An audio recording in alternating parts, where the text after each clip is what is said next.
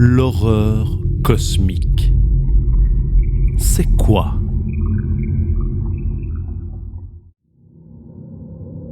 Quand on parle d'horreur cosmique, il y a un nom qui revient presque systématiquement. H.P. Lovecraft. Et c'est normal, car sans lui, ce genre n'aurait probablement pas la forme qu'elle a actuellement. Mais cette vidéo ne parle pas vraiment de Lovecraft.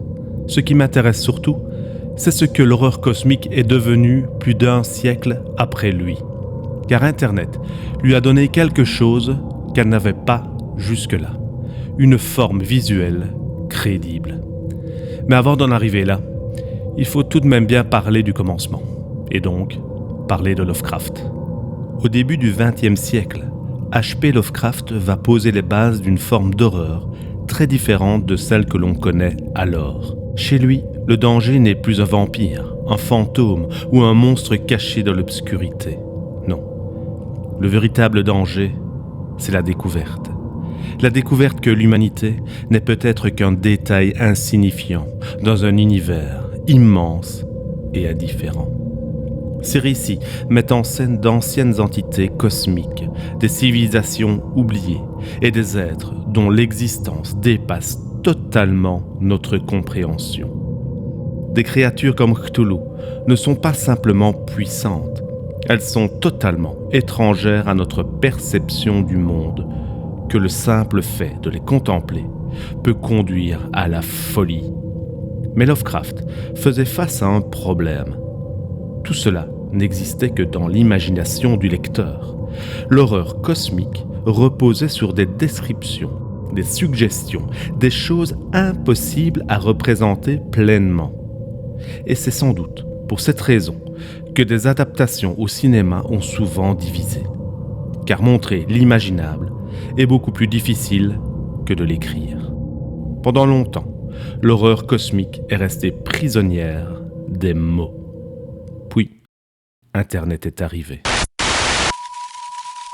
Et avec lui, une nouvelle façon de raconter l'horreur. Au lieu de romans ou de films, certains créateurs vont utiliser de fausses archives, de vieilles bandes vidéo, des messages télévisés, des documents qui semblaient avoir été retrouvés par hasard. On appelle cela aujourd'hui l'analogue horror. Mais ce qui rendait ce genre si efficace, ce n'est pas tellement ce qu'il montrait, c'est de pouvoir rendre l'impossible crédible. Le grain de l'image, les défauts, les parasites, tout semblait réaliste. Comme si on avait filmé quelque chose que l'on ne devait pas. Et puis il y avait une autre sensation aussi, difficile à décrire, comme une nostalgie d'une époque que l'on ne connaît pas, car la plupart de ces créateurs sont nés dans les années 2000 et n'étaient tout simplement pas là dans la période où les VHS existaient.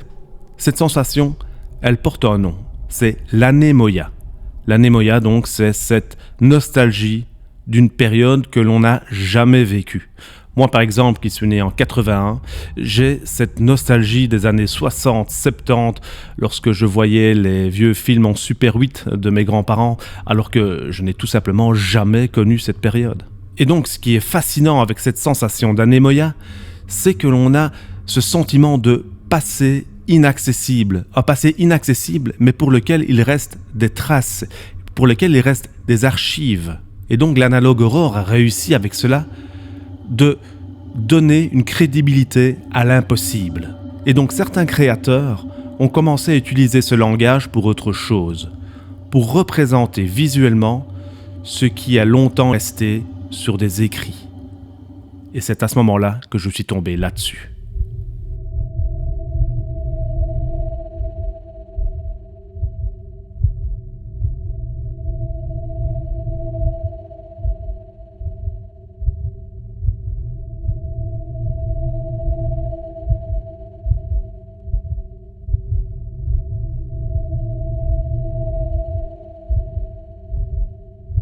Les images que vous voyez là, c'est celles d'un créateur au nom de Mr. Friend.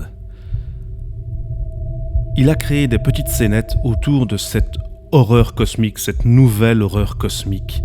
Il a également créé une série qui s'appelle The Moon Woke Up, en gros le réveil de la lune, où on voit au début notre Lune qui se réveille avec un visage monstrueux qui fonce vers la Terre. Et puis voilà, il y a toute une histoire qui tourne autour où les planètes du système solaire se réveillent et deviennent très menaçantes. Il y a cette idée aussi d'entité cosmique derrière tout ça, puisqu'on voit apparaître des créatures gigantesques.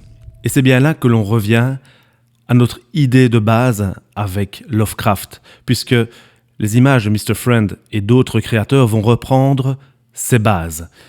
À commencer donc par le gigantisme, car effectivement, lorsque l'on voit ces créatures immenses, plus grandes qu'une planète, de la taille peut-être d'une galaxie, c'est simplement inconcevable pour notre cerveau. Autant une créature de la taille d'un homme, un monstre de la taille d'un homme, ça fait peur. Un monstre de la taille d'une ville, ça provoque autre chose. Mais un monstre de la taille d'une galaxie, c'est simplement inimaginable. Et cet inimaginable nous provoque un vertige. Donc ce n'est pas une peur viscérale, ce n'est pas une peur dégoûtante. C'est une peur, c'est cette peur du vertige en fait, puisque avec cette taille, on peut parler simplement de l'aspect physique, la taille démesurée, mais il y a également cet aspect de grandeur dans le temps, d'infini en fait, puisque ces créatures, tout comme les grands anciens de Lovecraft, sont là depuis des temps immémoriaux, bien avant nous.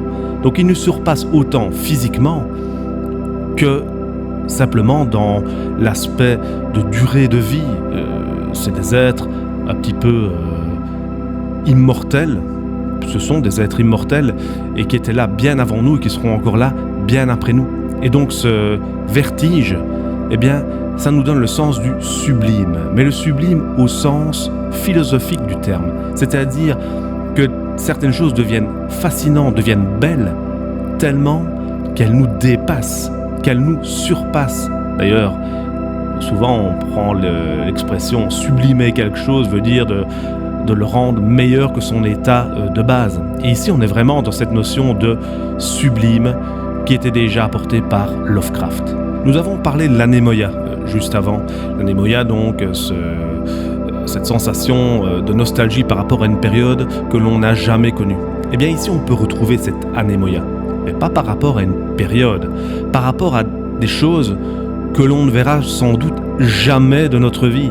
Déjà, le vide intersidéral, à part le voir sur des images satellites retransmises à la TV, mais de nos propres yeux, il y a de fortes chances que la plupart d'entre nous ne le verront simplement jamais. De plus, les créatures que l'on présente ici, des baleines cosmiques, des entités énormes, évidemment ça, on ne le verra jamais. Et pourtant, on a cette sensation que c'est très familier.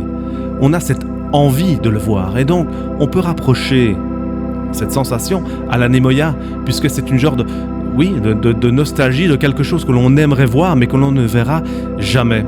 Et donc, cette nouvelle sorte d'horreur cosmique joue à fond là-dessus, joue à fond sur ces images extraordinaires, sublimes, que l'on aimerait pouvoir voir. Et donc, on a parlé juste avant de l'analogue aurore, et du langage que l'analogue aurore a mis en place. Eh bien, on va retrouver également ici toutes les bases de l'analogue aurore. Le système fan footage, où c'est la caméra à l'épaule qui filme quelque chose de banal, et puis hop, dans le coin de l'écran, quelque chose apparaît. Et là, on voit soudain ces créatures arriver.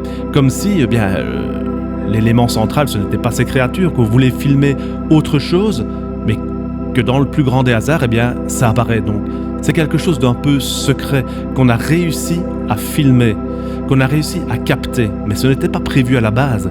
Et donc, c'est ce sentiment un petit peu d'archives perdues et donc retrouvées que l'on a dans ces vidéos, avec ce grain aussi un petit peu de glitché comme ça, qui nous donne une sensation un peu plus véridique. Internet a pu donner vie à tout cela, et une vie assez crédible, puisque on en a parlé, certaines adaptations au cinéma de Lovecraft n'étaient pas tout à fait réussies, déjà pour les moyens de l'époque, question réalisation et question effets spéciaux. Ici il y a toute une évolution là-dessus, et Internet et les moyens maintenant mis en place nous permettent de rendre ces choses crédibles sans que ça devienne ridicule en fait, parce qu'on ne va pas jouer tellement, encore une fois, sur le monstre lui-même, nous montrer le monstre de face. Alors, on va le voir, mais c'est surtout tout ce qu'il y a autour, tout cet aspect document, en fait. C'est ça qui fait surtout peur. C'est l'aspect qu'il y a quelque chose au-delà de nous.